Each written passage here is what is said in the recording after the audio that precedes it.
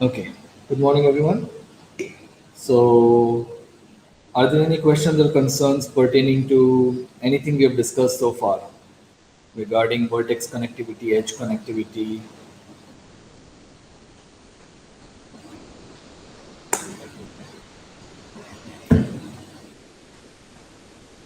All right. If not, we are about to start a new topic today. So, I'll motivate it. I want you to recall how we solved this problem. You might recall about 4 or 5 lectures ago, we characterize graphs that do not have any even cycles. Okay. And our characterization was that each of the blocks has to be K1, K2, or an odd cycle. Okay, that was the theorem we proved. And the way we proved it is we first reduced to connected graphs, which is very easy. Um, then we reduced to non-separable graphs using block decomposition. And then we solved the problem for non-separable graphs using ear decompositions. Okay. So block decompositions and ear decompositions can be viewed as a theory of non-separable graphs, right? You first break your graph into non-separable or two connected graphs, and then you solve the problem for those graphs using ear decompositions, right? So in the same spirit, our next goal is to discuss a similar theory of three connected graphs. All right? Any questions or concerns? Is everybody on board with me? Sir, I have a question. So, Yeah. this theory of the connected graphs is it the end of module 2? Yes, that's right. But it will take about 2 to 3 lectures to complete this topic. And then we'll start Okay. plenarity. Okay, sir. Okay, Yeah? sir. Okay, sir. Okay. Another point I want to make is in generally when you, for many problems where you are only interested in three connected graphs because the problem can be reduced to three connected graphs, generally the loops will not matter. Actually, that is a thing that happens in many areas of graph theory, that loops do not matter a lot. Similarly, sometimes parallel edges don't matter. So in this topic, we will assume our graphs to be loopless. Okay, so please do not worry about loops. There are no loops here. Okay, so we are going to break this into two parts. Just like block decompositions and ear decompositions, they are going to be analogous in a sense. So the first part is um, basically about breaking a two connected graph into three connected pieces. Okay, we will actually formally define this, but you get the idea. And then the second part is to develop an induction tool or to discuss an induction tool for three connected graphs. Okay, Sir, so you want to think this part similar to block decomposition. You break a connected graph into non-separable pieces called blocks. And here you should think of similar to ear decompositions. sir, Yeah, go ahead. can you similarly break a k connected graph into k plus one connected components pieces? Yes, in general, there is a way to do that, but things get more and more messy, and you lose properties like uniqueness. What do I mean by uniqueness? Remember that for a graph, the block decomposition is unique, right? Yeah. We are already going to lose uniqueness here, but we will still have some sort of uniqueness. We will not prove it, but there is a well-known theorem that shows that this breaking process is essentially unique. I will explain what essentially means later. Okay. Okay, sir. Yeah, so there is a generalization. I have not used it too much in my own research because I work in a specific topic called matching theory. So I'm not too familiar with that process, but there is a way to do it, and it's analogous to what we are going to discuss. Okay, sir. The problem is the second part. you don't have induction tools for those things. So if you don't have the second part, then the first part is not as useful. Okay. So that's generally what the problem is. Sir, Yeah, go ahead. can you just repeat what you said in the last 2 to 3 minutes because I got disconnected for a while. So he's asking if similar things can be done for k-connected graphs. Can you break a k-connected graph into its k+1 connected pieces? So there is a way to do that, but it's a bit more complex and you don't have nice properties like uniqueness. Okay. So basically, sir, when you are breaking a connected graph into non-separable pieces, so by non-separable and two connected, they're almost the same thing. Almost the same thing, yeah. And Yeah. then we use the term block decomposition, and we know that block decomposition is unique. Right, exactly. But when you are doing it for k connected graphs, when you are breaking into k+1 connected pieces, then that may not be unique. Right, exactly. You won't have uniqueness. Yeah, that's right. Also, sir, will it be the case that it will be difficult to break the k connected graph into k+1 connected pieces? No, there are ways of doing it, which is similar to what we are going to discuss for three connected graphs. Okay. Yeah, But the but we uniqueness property will won't. be lost. Yeah, uniqueness will be lost. Yeah.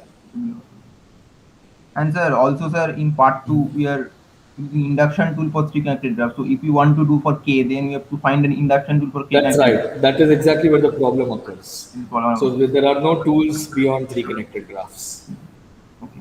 So In general. even if we are decompose a k connected graph into k+1 connected pieces, we do not have any induction tool for k+1 connected graphs. Exactly. There will be a problem. Yeah. Okay. So I want to first talk about the part one. But sir, I have another question. Yeah. Yeah, so when you're breaking the two connected graph into three connected pieces, so in that case, so for k equal to 2, for k equal to 2, so will there be a kind of uniqueness? Means Yes, there will be. I will tell you what the uniqueness is. We will not be proving the uniqueness. we will not be proving the uniqueness. Yeah, we will not be proving it and we will not be requiring it for our results. So I will just tell you what the theorem is. But sir, is this uniqueness the same as kind of uniqueness for block decomposition? It's a weaker kind of uniqueness. Weaker kind of uniqueness. Okay. So Yeah. block decomposition, okay. So that is a stronger kind of uniqueness. That's right. That is a stronger kind of uniqueness. Okay. Sir. Yeah. Okay, sir. Okay. Okay.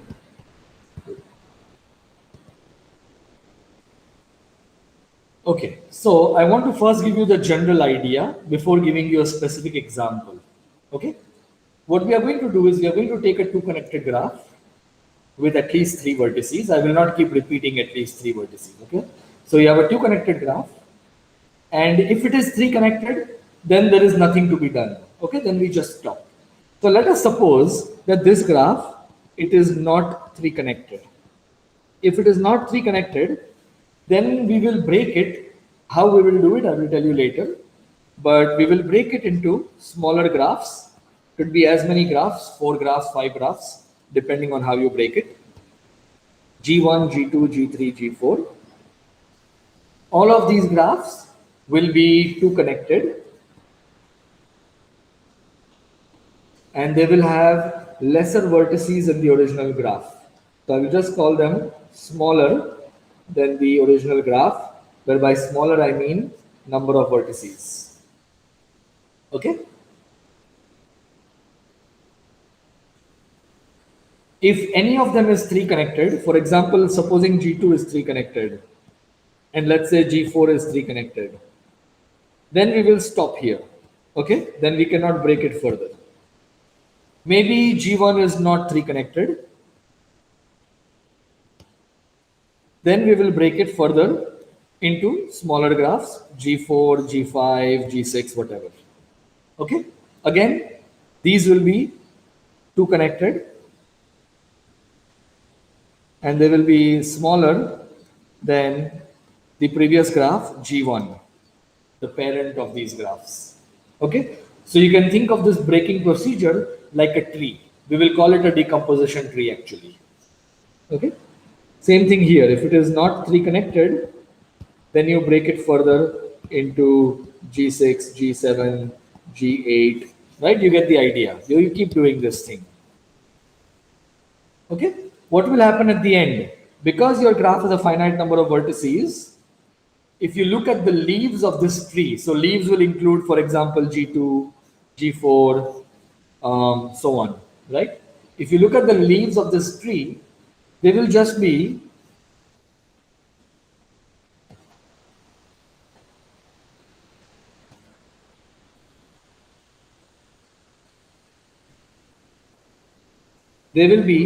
three connected pieces of the original graph. Okay, and I'm going to put three connected pieces in double quotes here. You will understand. You will see why I'm putting that. Okay. So is the idea clear? This is the general idea. We want to keep breaking until we get small graphs, well, smaller graphs that will all be three connected. How can we break a cycle into three connected components? Yeah, we will see that example later. Okay. In fact, I'll give it to you as an exercise. What happens if you apply the procedure on a cycle? Okay. So basically, sir, these called the decomposition tree, right? Yes, but I will give you. I will make everything concrete. I just want to give you an abstract example right now. This is called a decomposition tree. Yeah. So basically, starting from the root node, at any node, I have a graph, and if that graph is three connected, then I am done. Yeah. Otherwise, I am breaking it into smaller pieces. Yeah. Some of them may be two connected or three connected. So if it is three connected, then you are again done, and then you are again splitting. Exactly. Exactly. So ultimately, the tree will terminate, and the leaves of the tree will be basically exactly the three connected piece of G. Exactly. Yeah. Okay. So now let's make everything concrete. Let's take one example.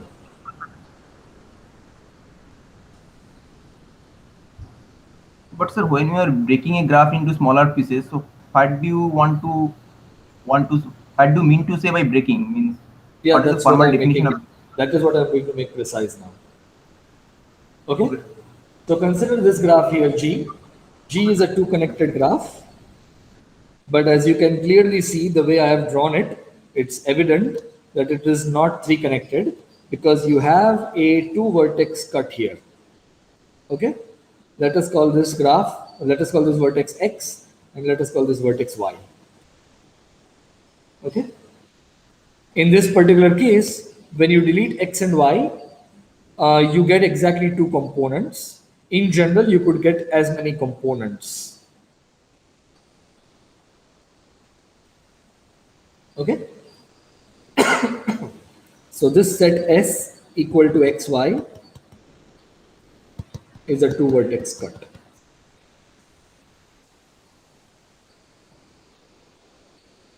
So what I can do when I find a two vertex cut in my graph is I can construct smaller graphs in the following way. I will take one of the components. So one of the components, let's call it T1.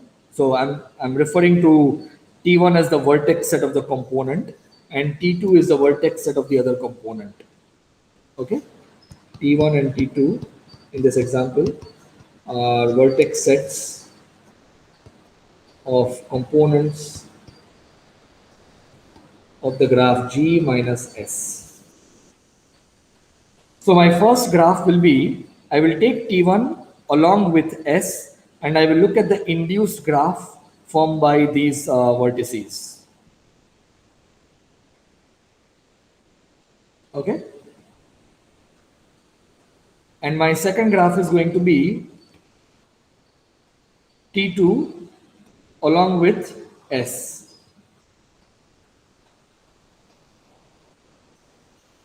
Okay. So this is the graph formed by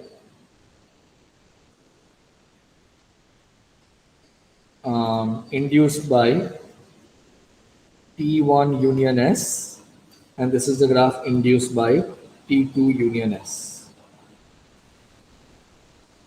Okay, so I took my original two connected graph and I broke it into two smaller graphs using a two vertex cut.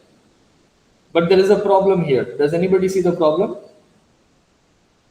Sir, I have a question. So here Yeah. G minus is exactly two components. In this example, yes. But So that's taking only two, T1 and T2. right, exactly. Okay, so basically T1 and T2 they are the vertexes of the components.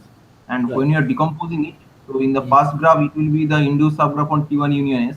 Yeah. Okay. Yeah, it's basically what I've said, right? So Yeah. So basically, it is the induced subgraph of G on T1 union, yes, and it is the Yes. induced subgraph of G. Yes. Yes. But do you see the problem? Does anybody see the problem? Sir, what if there is an edge between X and Y? Right. So if there is an edge between X and Y, then that edge will be preserved in this graph, right? Because we are looking at the induced subgraph. Okay. Okay. But in this example, there was no edge, so let me remove it for now. Okay. Okay. But does anybody see a problem? Let's go back to Induced our original. subgraph of Yeah. T1 union S is not too connected. Exactly. The problem is that this particular graph is not too connected, right? Remember, we wanted all the graphs to be too connected. We never want to give up two connectivity. Eventually, we want to get three connectivity, right? But we should never give up on two connectivity. So that we are going to fix. The way we are going to fix it is we are going to add an additional edge by joining these two vertices. Okay? We will add one more edge by joining the two vertices in our in our smaller graph, right? If they were already connected, then we are going to add one more edge just to be consistent with the definitions. Okay. Remember, we are allowing parallel edges. We are just not allowing loops. So if there was already an edge between the two graphs, between the two vertices, then we will keep that edge, but we will add one more edge. Okay. So the original graph could be simple, but the smaller graphs may not be simple. Okay, so let me put down some definitions. G is a two connected graph. S, XY is a two vertex cut of the graph G, and T is the vertex set of a component of G minus S. Okay? Then the graph H, which is G induced by S union T, is called an S component of G. Okay? The problem is S components may not be too connected. So we are going to fix this by adding an extra edge. So we modify each S component by adding an extra, or maybe let me call it a new edge joining X and Y, right? And this edge is called a marker edge. Okay, and this new component, the new graph, which is basically, so the new edge is E equal to XY, right? The new graph H plus E is called the marked S component.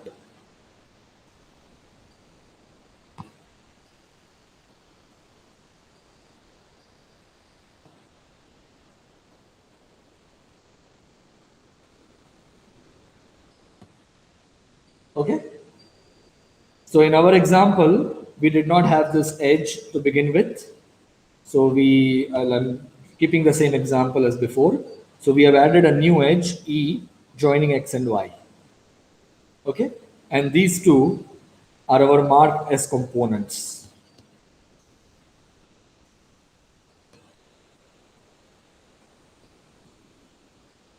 Okay.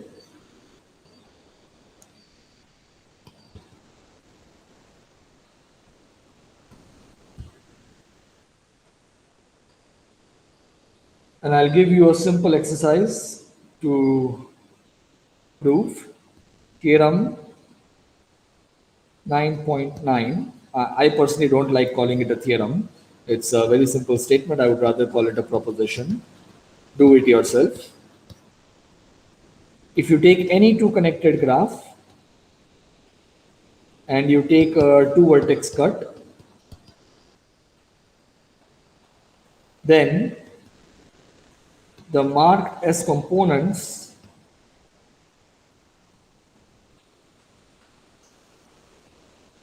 of the graph G are also two connected. Okay, it's not difficult to prove. You can either prove it using paths, or you can prove it using cuts, whichever you prefer. I think both of them are fairly straightforward.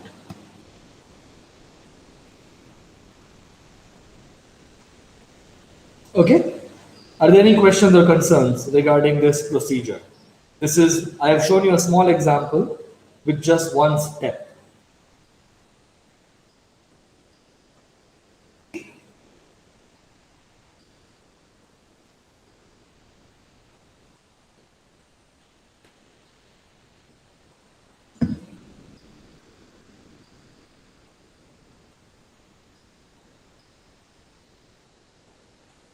Okay. So, I have a question for you. How did we do this procedure? We took a two connected graph. It is not three connected, and therefore it has a two vertex cut. Is that a true statement?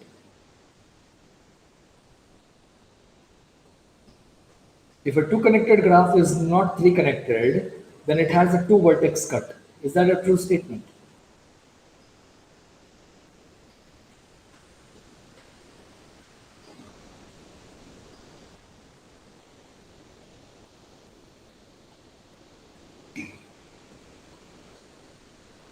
So not, it is not a true statement. Why? You can consider the graph K3. K3, exactly. Right. K3 is two connected. Between any two vertices, you can find two disjoint pairwise internally disjoint paths, right? Okay. But K3 does not have a two vertex cut because it is a complete graph. A complete graph does not have a vertex cut at all. And essentially K3 and K3 with multiple edges is the only example, is the only counter example. Because I already assume my graph has at least three vertices. Remember, if the graph does not even have three vertices, we don't care. So the only examples can be complete graphs, but after K4, they are all three connected anyways. Right? So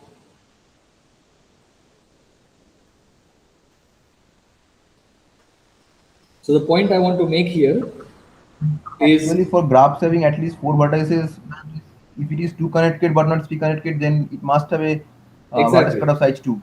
Exactly, exactly. So we will not break further. We will not break our graph if it is K3 or K3 with multiple edges. Okay, so K3 star. So here I mean K3 star is multiple edges allowed.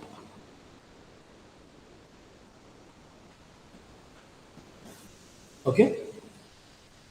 So our smaller graphs that we get will either be three connected or they will be K3 with multiple edges.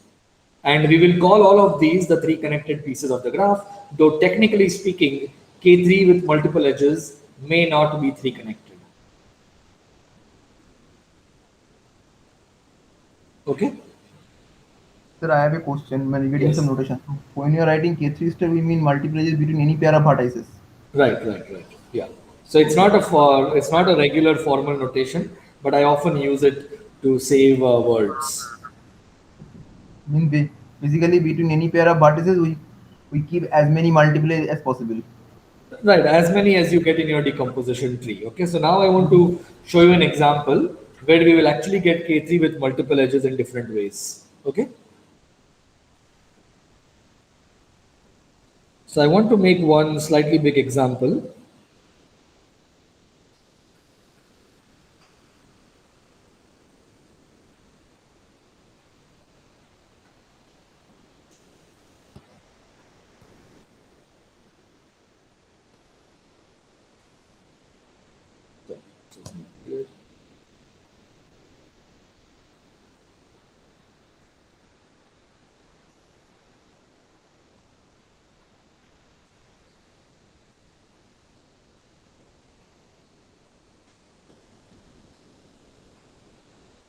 Okay.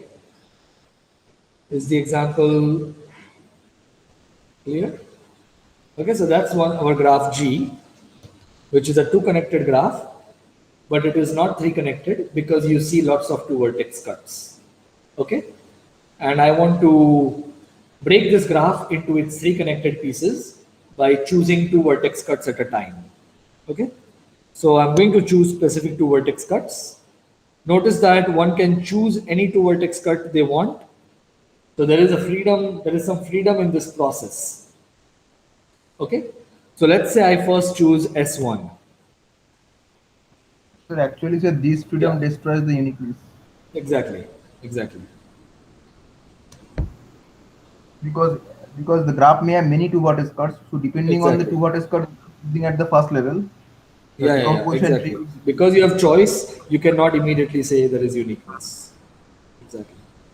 Okay, so the first graph you get is you take one component. I'm taking the leftmost component, which is isomorphic to K2, along with the set S1, and I'm looking at the induced graph, and then I have to add an edge between these two vertices. Okay, so let me make it like this. Okay, so that is our first graph. Our second graph is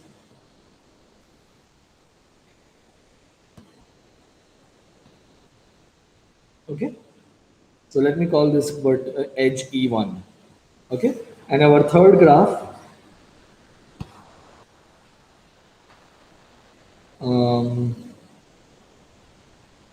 I have some need to run out of space here.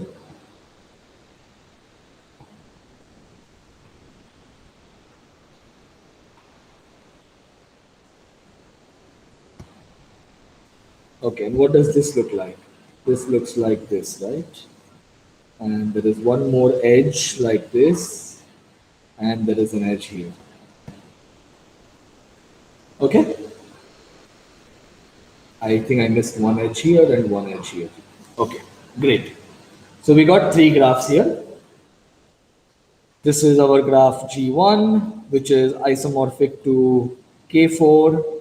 This is our graph G2, which is isomorphic to K3. And this is our graph G3. Okay? These two graphs, G1 and G2, we cannot break them further. One of them is three connected, and the other has, it's just K3 with, in this case, there are no multiple edges, right? But you don't have a two vertex cut. So we are going to stop here. Okay, but the graph G3 we can break it further. Okay, so let me choose a particular two vertex cut. Let's say I choose this, and let's call this S2. Okay, and now we can break it further into two smaller graphs.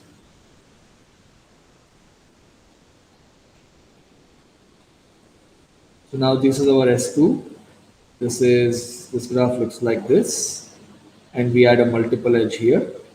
This is E2, which is our marker edge, and then we get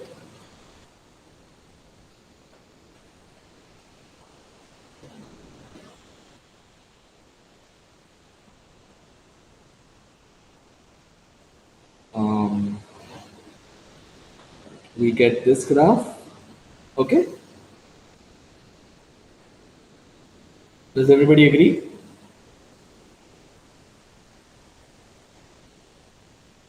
Okay, so let's call this G4, G5. What is the graph G5? Does anybody know G5? Is it a friend of ours? sir, I think it is first of all it is completely connected. K3 comma 3 with an additional.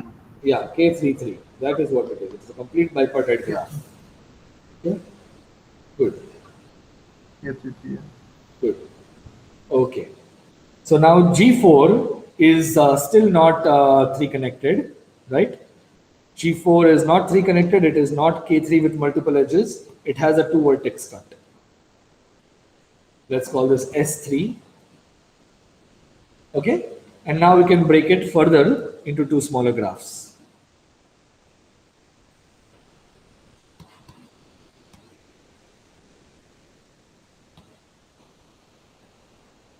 There's already one edge joining them, so I'm going to put one more edge, E3.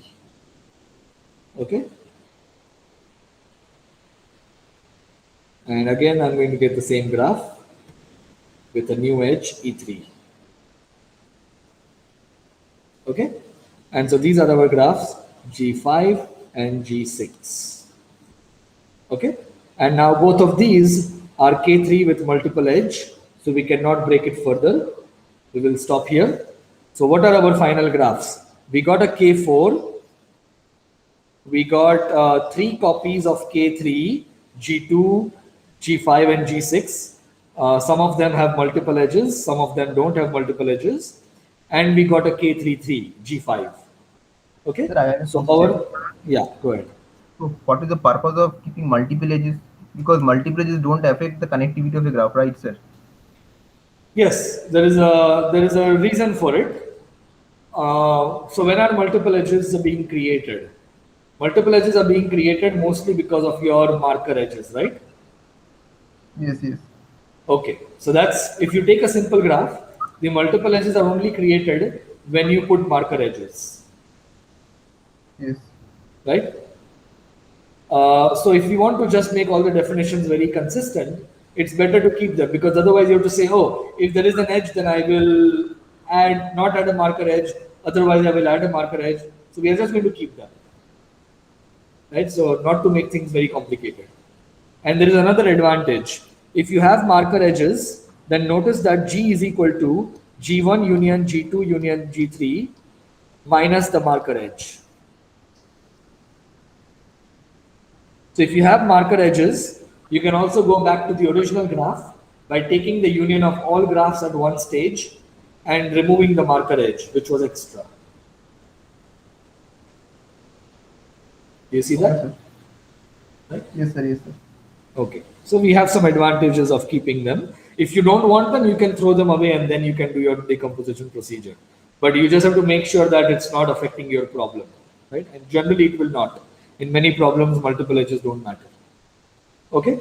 So the graphs obtained by this process that I have just shown you, but I'm not going to write down formally the whole process, right, are called three connected pieces. So in Bondimurthy, they call it three connected components, which I think can be a bit confusing because they are not really components of the graph. So I'm going to call them three connected pieces of the graph G. Okay, the three connected pieces, it should be noted that they are either three connected, but they don't actually have to be three connected. They could just be K3 with multiple edges. Okay, which may or may not be three connected depending on how many multiple edges you have. Okay, so that is an important note. The three connected pieces are not always three connected. Okay, good. So in our case, we got K4. We got three copies of K3, some with multiple edges, some without multiple edges, and we got a K33. Okay.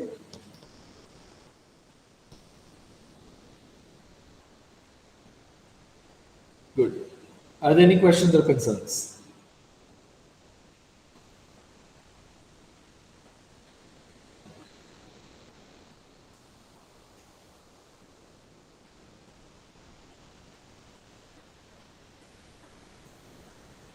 So let me give you one do-it-yourself exercise.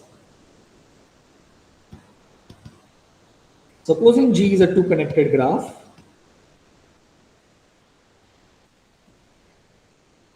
then you show that if S is a two-vertex cut, prove the following. If each marked S component of G has a cycle 2 cover, cycle double cover, then the graph G has a cycle 2 cover. Right? And what is the consequence of this? If you have a three connected graph, you can apply this result repeatedly. If all of your 3 connected pieces have a cycle 2 cover, then the original graph will have a cycle 2 cover. A corollary of this is that if all 3 connected pieces of a 2 connected graph G have a cycle 2 cover, then G has a cycle 2 cover.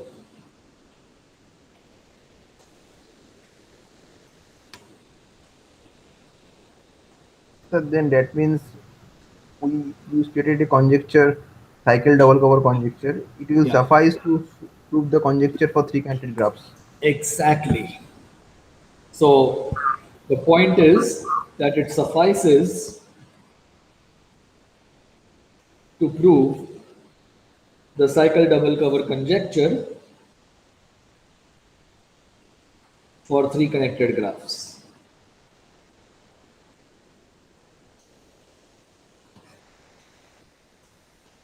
Okay? So this is one example of reducing a problem to the 3 connected pieces of the graph, right? Or 3 connected graphs. So you just need to solve it for the 3 connected graphs now, right? Using this theory that we just discussed. And the same thing is going to happen in planarity, which is our next module, which is why I really want to spend some time on this particular topic. So basically, sir, if cycle double cover conjecture is solved for 3 connected graphs, then it is actually solved for all graphs. That's right. That's right. Right? Okay. So now, as you noted, there are some choices here, right? We could have chosen the 2 vertex cut S1 like we chose, or we could have chosen this 2 vertex cut in our first step, or we could have chosen some other 2 vertex cut. I think this graph has quite a few 2 vertex cuts, if I'm not mistaken. Or does it not? Anyways, it doesn't matter. There are some choices, right? So because there are some choices, it is not clear that the graphs you get at the end, the 3 connected pieces, do they have to be the same or do they have to be different? So for example, say Aranya has some graph on 100 vertices and is doing this, he constructs this decomposition tree. And let's say Rajat also has the same graph and he also does this decomposition tree procedure. It's not clear that they will get the same graphs because they chose the original graph to be the same, right? Because at each step they could make different choices. So interestingly, just a point of curiosity, it's not part of our syllabus. There is a theorem of Sir, Cunningham. Yeah. how Sorry. many such decompositions are possible? Basically, the choice is not unique. So, sir, Right. how many for a 2 connected graph which is not 3 connected? So, how many such decompositions are possible? I don't have an answer to your question. I think there is a lot of possibilities. I don't know if any. I don't know if the number of such decomposition trees has been investigated. Because even for more basic things like ear decompositions, we often don't know the answers to these questions. So Basically, how many distinct yet decompositions are there for non-separable graph? right, So that's also exactly. not Right. so that is also So unresolved. exactly. So Edmonds and Cunningham proved that the leaves of this decomposition tree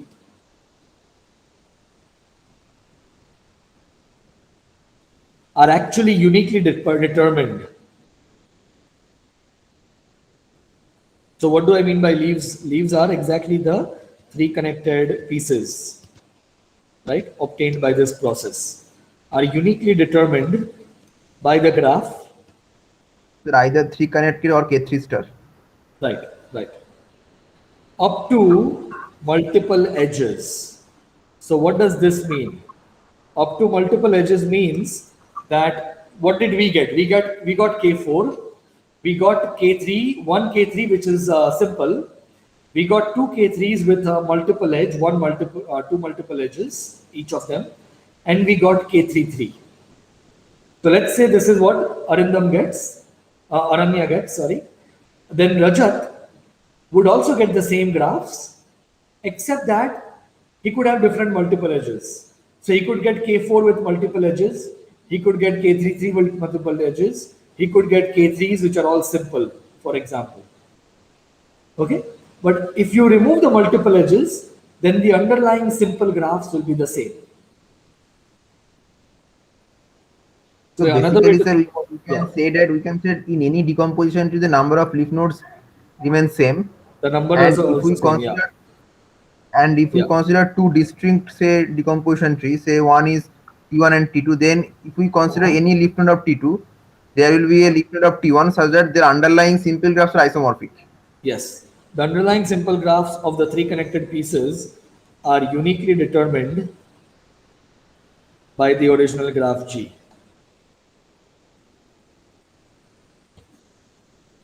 Okay?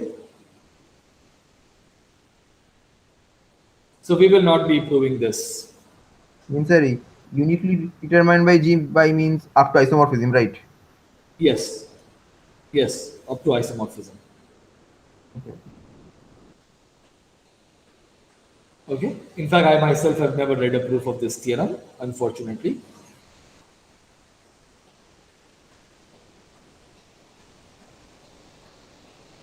Okay.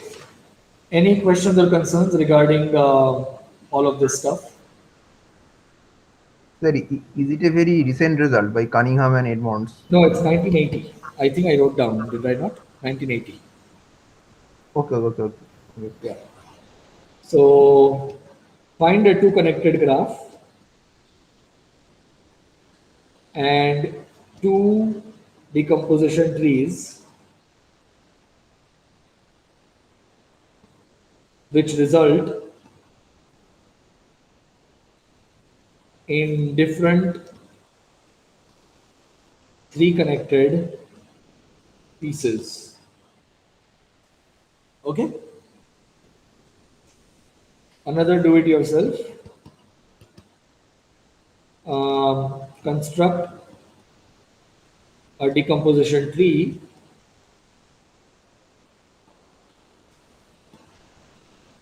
for a cycle. For example, we can take a C6. Will all of them be triangles for cycle? Yes, a lot of them will be triangles. In fact, will they all be triangles?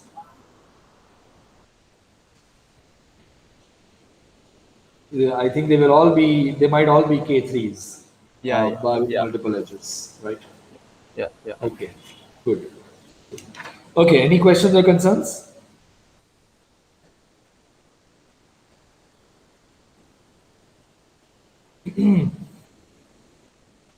Okay, so this was our first step. We broke the two connected graph into three connected pieces.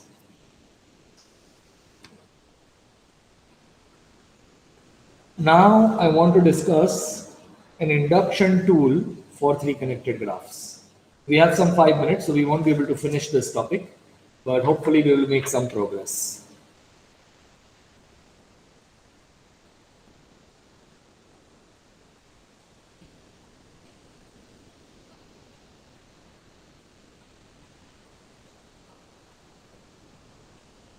Okay, so our goal now is to discuss an induction tool for three connected graphs.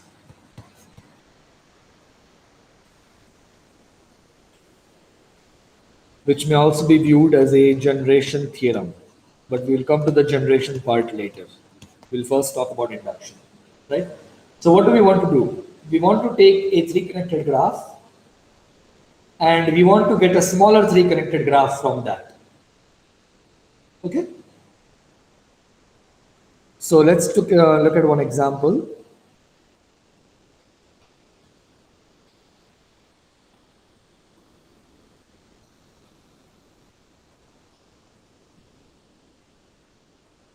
Okay.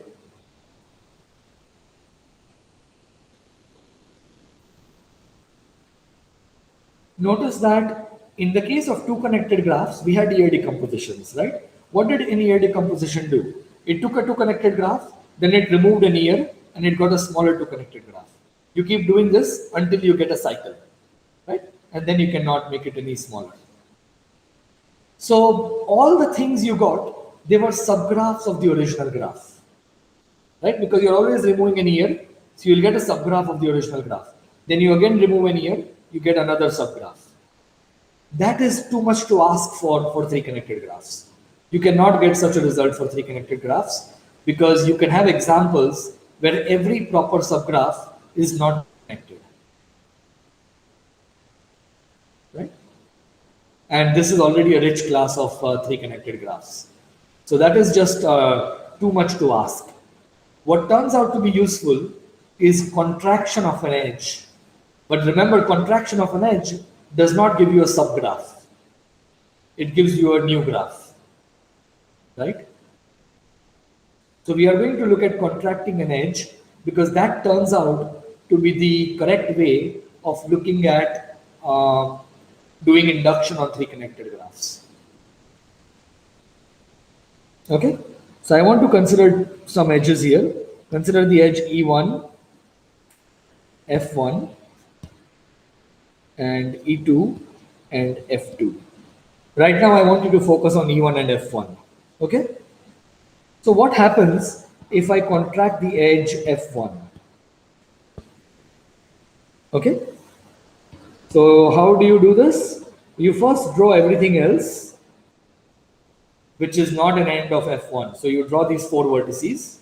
Okay, and now you put a new vertex that is formed by the contraction of the edge F1, and you draw the edges around that. So the graph will look like this. Right? Maybe let me write it here. This is the graph G contract F1. Is this graph three connected?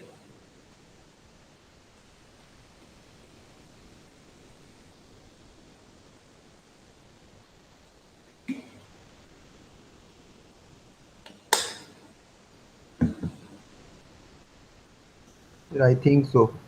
You think so? I see a two vertex cut here, Okay, really? No, then. right? Okay. Okay. So not three connected because there is a two vertex cut. Okay. Now let us consider contracting the edge E1. Okay. So how do you do this? You first draw everything else, which looks like this rectangle. And then you put one vertex in the middle by contracting E1 and it joins to these four. Okay. And this is a three connected graph. So if you contract an arbitrary edge, you may not get a three connected graph. However, there exists some edge. In this particular example, it happened, but that is not a coincidence. And that is a theorem of Karsten-Thomason, that there is always an edge that you can contract and get a smaller three connected graph unless your graph has less than 5 vertices. If it has less than 5 vertices, then that is your base case in the induction. Okay. So let me just state the theorem of Thomason, which is going to be our main thing to prove in the next lecture. This is by Karsten Thomason, 1981. If G is a three connected graph of order 5 or more, then there exists an edge E in the graph G such that G contract E is three connected. Okay, we will prove this in the next lecture.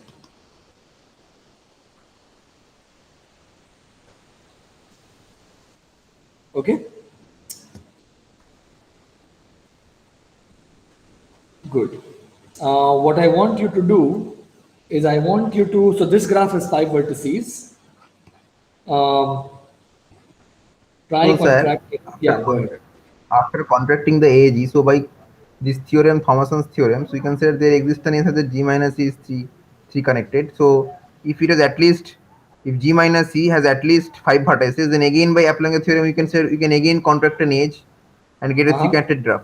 Exactly. So in this way, if we continue, we will ultimately reach a stage where the graph has less than 5 vertices. Right. In fact, it will have exactly 4 vertices, right? Yeah, it will have exactly 4 vertices because at every stage we are contracting a single edge. So Exactly. it will drop down by 1. Exactly. Okay. So So I'm basically, giving you a do it. Yeah, go ahead. so basically, starting with any given three-connected graph with at least 5 vertices, I am getting a graph with this. I'm getting a new graph which is 4 vertices. Right. Right. So is this new graph on 4 vertices uniquely determined by the given graph? Well, there is only one three connected graph on 4 vertices, and that is K4. Right? So another way to think about it, you can keep reducing the three connected graph until you get K4 with multiple edges. Remember, we are not going to throw away the multiple edges in general, right? I mean, I'll tell you, I'll make it more clear later, but we won't throw away the multiple edges. So if you don't throw them away, then you will basically get K4 with multiple edges. So basically, it For will be every K4 star. Yeah, for every three connected graph, you will get K4 with multiple edges. K4 star, okay. Yeah, exactly. Okay, so I'm giving you one do it yourself here. Take the edges E2 and F2. Notice that by symmetry, there are only two kinds of edges in this graph. All other edges are like E2 or like F2. Okay, it's a very symmetric graph. So try both of these edges E2 and F2 and contract them and see which one of them gives you a smaller three connected graph. Okay. So in the next lecture, we will prove Thomason's theorem. But before that, I will give you a generation theorem point of view for this result. Okay, so this is the induction point of view. And I want to also tell you about the generation point of view, which is how do you go from K4 to any three connected graph by doing the reverse of contracting an edge. Okay, so the lecture is officially over. I'll stop recording, but I'm here for another 5-10 minutes for any questions or concerns.